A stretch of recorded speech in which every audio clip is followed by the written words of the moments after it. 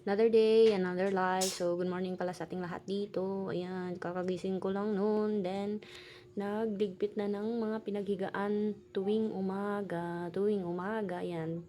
Tamang ligpit-ligpit ang person dito. Then, nagwalis-walis. Ayan, naka-timelapse ito. Kaya, tamang walis-walis.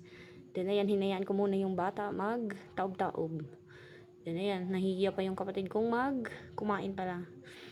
Then, ayan, naghugas. Nagmo-moment maghugas. Takot din ng isa na magpa-video. Si Bibos, ang batang musing. Ayan. And then, kunyari nagre-review daw. Then, naglalabas si mother. Tanghalian na nito. Tamang kain. Then, paduyan. Kasi sobrang init ng panahon dito sa Pilipinas. Ayan. Pabahay pala to mga guys. Ayan. Bandang 3 PM.